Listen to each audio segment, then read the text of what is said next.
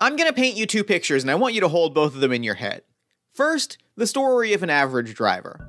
According to research by Zippia, the average driver has roughly a 41-mile round-trip commute, which takes them somewhere in the area of an hour a day, usually done 5 days a week, Monday to Friday, 9 to 5. And according to the Federal Highway Administration, that average driver clocks around 14,000 miles a year, which, when you take away the 10,000 miles approximately of driving back and forth to work, means they're driving an extra 75 or so miles a week, which means that the brunt of their driving is that commute Monday to Friday, plus picking up the kids from work, going to soccer practice, going to the grocery store, day-to-day chores, maybe the occasional family vacation. Now I want to tell you about my friend Ned. Ned lives in New York, where he works as an executive assistant for a tech company, which means that even before the pandemic, he was largely working from home, since you really don't need to be in the office to book a meeting or send an email. He lives in New York, so he doesn't drive during the week, and if you've tried to drive in New York, you understand why. But the thing that Ned loves is a long weekend getaway. He has been up and down half of the East Coast at this point. Friday evening, 5 o'clock, he hops in his car, drives to a spot that he's never been before, drives back Sunday night. So he has a car, but it pretty much exclusively gets used on these long, extensive, beautiful road trips up and down the country. Now, with those two pictures in your head, I want to ask you this. Even though that first story is well-sourced, the data is reliable, do you feel like you know that average driver as well as you know Ned? Do you feel like one of those stories gives you a clearer picture of who that person behind the wheel really is? And from a business perspective, if you were a car dealer, if you tried to sell Ned the same car that you did that well-sourced but anonymous average driver, would it suit his needs? Or do you feel like by knowing Ned's story directly, you could sell him a car that more directly fits into his lifestyle and that he's more likely to drive off the lot? That, right there, that is the power of first-party data. Third-party data is, even when it's well-sourced, anonymous and prone to decay. Those average numbers that I quoted are vastly different than the numbers from 2020, 2015, or 2010. Plus, while they're accurate at a high level, they don't map to individual use cases. And as consumers, that's what we want. We want nothing more than to be treated as individuals, not average customers. So if the automotive industry wants to deliver a better, more personalized experience to their customers, they need to be better at collecting, storing, distributing, and utilizing that first-party data. And they need effective digital tools to make that a reality.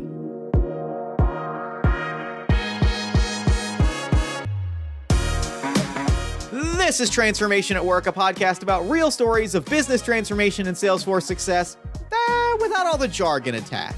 The show is brought to you by Jarrett, a summit-level Salesforce consulting and implementation partner and solutions provider, and I am Jeff Stormer, your host as always. In this episode, we're talking about first-party data, why it's so important for businesses in manufacturing and automotive, the hurdles that these businesses face in collecting that data, and how Salesforce can facilitate that process and deliver a more personalized customer experience. Our guests this week are both experts in the field of manufacturing and automotive. Anandi Narayanan is Jarrett's Senior Vice President of Strategy and Business Transformation in Manufacturing, and she brings over 17 years of experience to that role, having led countless digitalization efforts in finance, supply chain, operations, and sales operations. And Nikhil Bhatia, Jarrett's automotive practice lead, brings over 11 years of experience in mechanical engineering, business consulting, and digital strategy, alongside a lifelong passion for cars to the role. Together, they both have a world of incredible insights to share into how businesses in automotive and manufacturing are taking advantage of first-party data to deliver the best possible experience to their customers. We begin our conversation with Anandi breaking down exactly what makes first-party data so valuable for the manufacturing and automotive industries.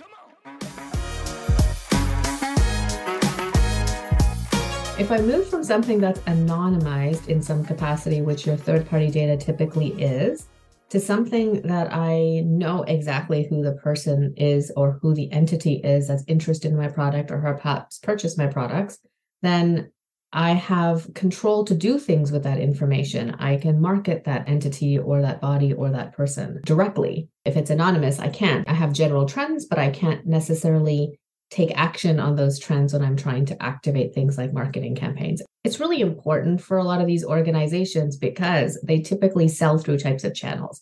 I might sell my product through a reseller. I might sell my product through a distributor.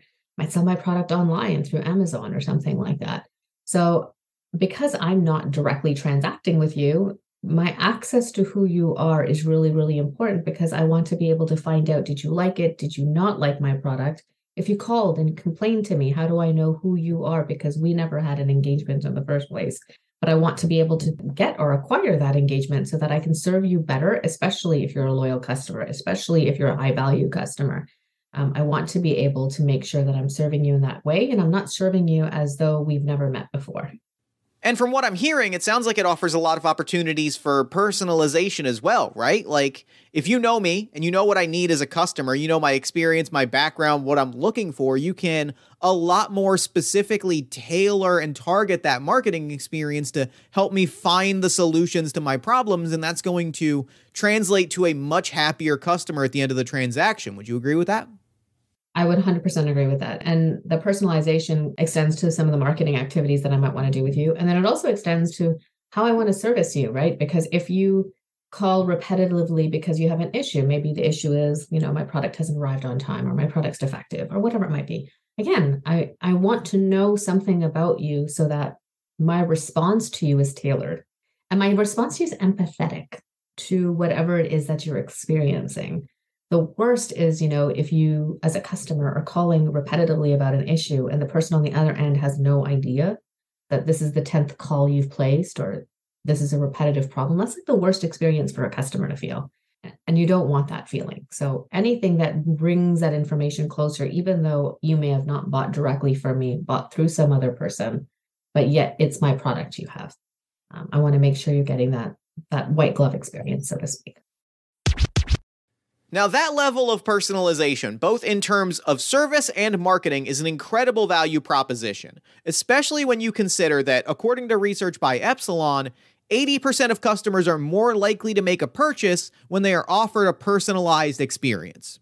That said, obtaining, tracking, and storing the kind of first-party data that allows for that personalization isn't always an easy task.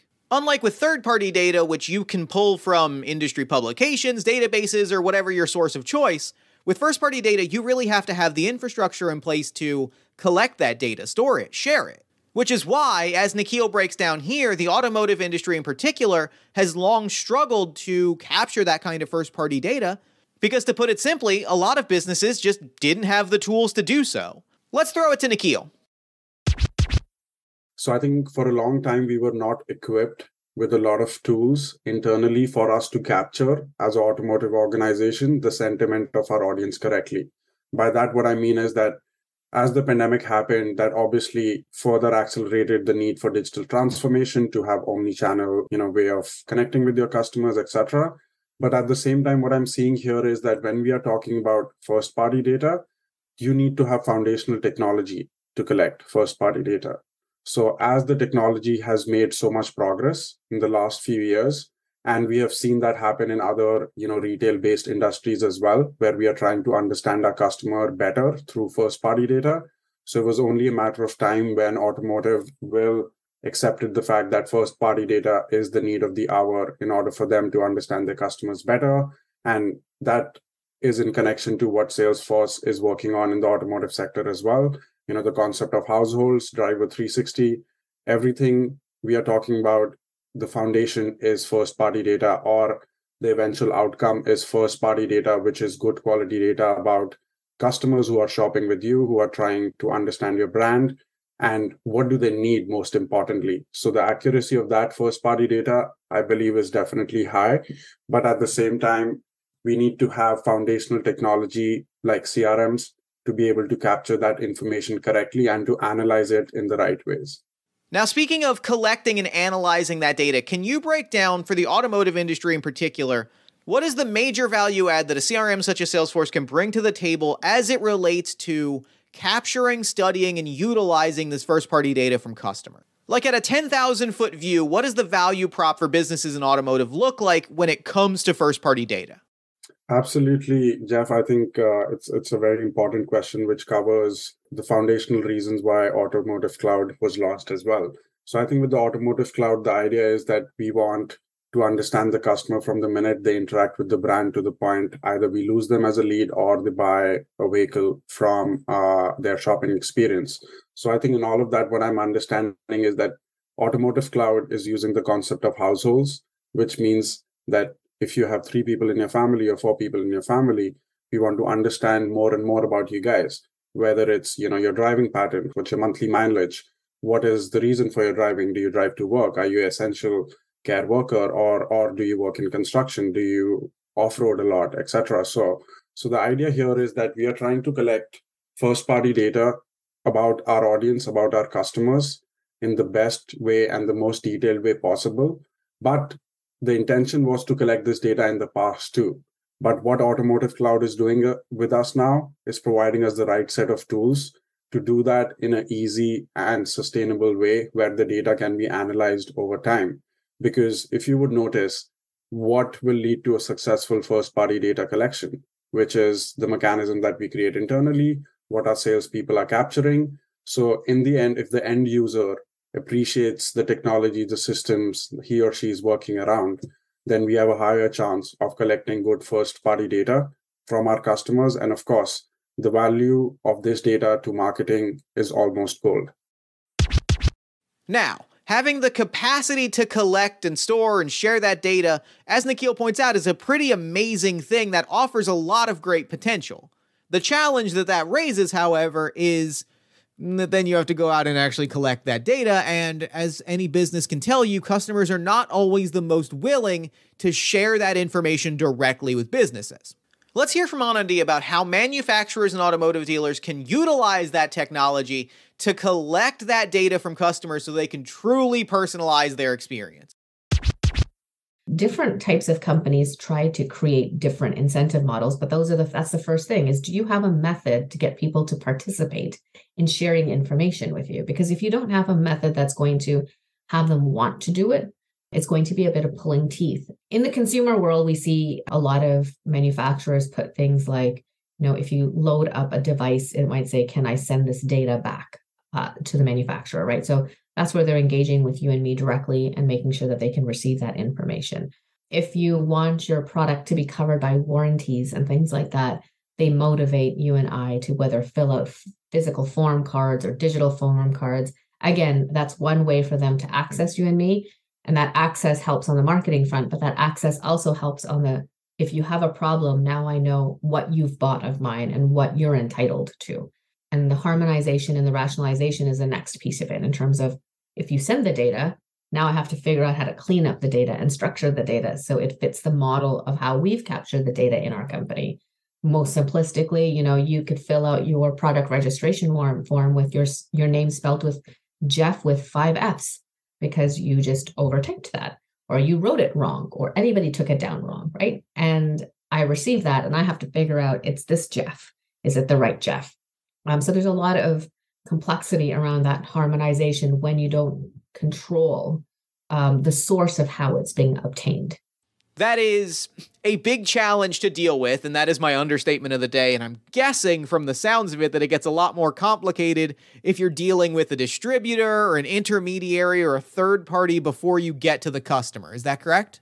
Yeah, it's challenging actually, because if I'm not selling directly through you and I'm selling through any sort of intermediary, then I'm not transacting with you and I'm dependent on that intermediary's data to be sent to me. And then when it comes to me, for me to rationalize it, structure it, harmonize it, and make sense out of it. That's the complexity. We see companies trying to, first of all, incentivize these intermediaries to send them the data, because there's nothing forcing an intermediary to send their information over. So different manufacturers create incentive models that say, well, if I put an incentive into the marketplace, the only way you can take advantage of that incentive is by participating back and sending me some information. So you see that sort of method and mechanisms. Now, when we talk about first-party data as it relates to the automotive industry in particular, in theory, I really want to emphasize that, capturing first-party data should be easy, right? Most of that business, whether you are a dealer or a service provider, is customer facing. And by the nature of the deal, that customer is handing you a lot of data in order to make the transaction happen. If my car needs to be worked on, I need to give you the data about my car so you can fix it. If I am buying a car, I'm probably sharing with you the things that I'm looking for in a car and the reasons that I'm looking for them. However, as Nikhil breaks down here, one of the big challenges that the automotive industry faces with first-party data is making sure that that data, which is coming from a variety of sources, from emails to in-person meetings, phone calls, test drives, the list goes on, making sure all of that data flows into a single source of truth. Let's hear from Nikhil about how businesses can make sure that that data flow happens and how Salesforce can assist in that process. So I think when we are talking about first-party foundational structures in terms of our data, we have to make sure that the forms that we are collecting, the forms that the customers are filling up on the website, the different data points where a customer is interacting with our brand and sharing information with us. So we have to make sure those data streams are very much streamlined and we are able to get the output that we are expecting out of it as well. And over time, we notice that whenever a customer is entering information into form, there are often mistakes. So from that logic, we have to make sure that foundationally we are able to capture those. And at the point of entry of the data, we are able to sanitize it so that it eventually feeds into a bigger ecosystem where we are able to derive analytics out of it the way we want. And of course, because we already know that first-party data is more accurate, we have to just make sure that the data entry is done correctly. The pixels are rightly set on the website. And we are able to also know what we want out of that data once it's collected so that we are collecting in the right form. So that brings me really nicely to what I'm calling the brass tacks question. So in your own words, when we're talking about Salesforce Automotive Cloud in particular, how can Salesforce help businesses gather, track, and manage that data, whether it's coming through via email, in-person meeting, chat message, however that data is coming in? How can Salesforce help dealers and OEMs utilize that data to deliver the best possible experience? So I think one of the foundational ways first-party data is collected via CRMs. And as we already know that Salesforce is known for creating exceptional industry-specific solutions. And that's what I think has happened with Automotive Cloud as well, where we have created the right data environment for them and the right ecosystem for us to be able to capture all of that information, and it gets fed into our CRM very much. So by that, what I also mean is I often see that when customers are being spoken to via the dealership staff, those communications happen via cell phones, happen via different channels, and they never come back as an update into the CRM because the CRM that I have seen are often not equipped to manage all those communications effectively. But I believe that Automotive Cloud is friendly enough for our users, and knowing that it's a highly customizable solution. So irrespective of the OEM or brand that we are working with, I feel that we are in a great position to be able to tailor that solution as a foundational system for any of the first-party data that needs to be collected and analyzed over a period of time. And of course, we cannot forget that it's not just about collecting data. Data is worth nothing if you don't analyze it well. And we are aware of the power of Salesforce systems towards CRM analytics, towards providing us predictive answers on pairs, etc. So I feel that Salesforce is in a great position as an organization to be able to tailor to that solution that we always wanted in the automotive industry. Now, for businesses in manufacturing, there are a few different ways that Salesforce can help teams collect, study, share, and utilize first-party data to humanize both the service and marketing processes. Let's throw it back over to Anandi to break down a few of those specific capabilities and showcase what that process might look like. Salesforce actually has a couple of plays that they can do. So one of their products is called Experience Cloud, and it really is a portal, essentially. But what makes the portal special is that it can expose things about the Salesforce platform to your customer, to your partner, to anybody who you want exposed to. So that, for example, I can expose a product registration. The moment I type my name, Salesforce will start to look for that name and look for that Jeff and say, which of these three Jeffs select? Because it's calling on information that already exists in Salesforce, and you're not necessarily creating net new unless new needs to be created. So because you're leveraging the same database, you're almost leveraging one master information set that you're exposing through different vehicles for different purposes. It's an automatic cleansing process that way, right? Because if I don't find the name, then maybe it's a create new name. And if I do find the name, I'm not duplicating the effort. I can actually see the name and pick it. So that's one way Salesforce can really help. Now, if you're not using Experience Cloud and not exposing Salesforce object models, I can still bring the data in. And there's a lot of things you can do within the platform to support things like logic rules and say, look for, attributes of look for first name, then look for last name. Is there a match? Look for email address. Is there a match? Look for phone number. Is there a match? You can sort of create a decision criteria or a log so that as much as possible systematically, I can bring it in and figure it out. And if I can't find a match, surface up sort of like your error log report, right? And an easy to use report where someone might come every single day, let's say, or maybe every week, depending on the volume, and look for the exceptions, the things that didn't follow the rule. And then how do I deal with those? Oh, it didn't match on these criteria, but this is still the same Jeff that we have in our system. Now I know how to assign it to that Jeff. I can still have a user-friendly mechanism, and it's not an error report that's sort of, one of those old IT versions where you can't decode even the error log report. So you get stressed about the error log report. Within Salesforce, it'll be pretty user-friendly, right? So it'll allow the user to then quickly move that record to the right sort of master key, so to speak, right? And in that capacity, you keep cleansing the data. And then over time, you can get Salesforce to learn how to cleanse data. So there is Einstein Analytics and things like that you can start to take advantage of from the product suite and tool, so that over time it's learning. And through that learning process, again, then we're not doing repetitive restructuring of information. We're getting better at that. And we're hopefully the number of issues kind of reduced for ourselves. First-party data, as we've broken down, is an incredibly valuable thing. It allows a business to meet their customers where they are instead of where the numbers suggest that they should be. And that distinction is hugely important. But in the automotive industry, as Nikhil stated earlier, there is still a lot of uncertainty around how to really make first-party data work for your business, because a lot of OEMs and dealers have relied on third-party data for a very, very long time. It's not that they don't see the value of first-party data, it's that they don't have the tools to really take advantage of it, so that leaves it as this big, ominous question mark. And that question is, how do I seize this valuable resource and start putting it to work for my business? And as Nikhil breaks down here, that answer is often you put the tools in place to help you take advantage of it, and you find a technology partner that can help you use them.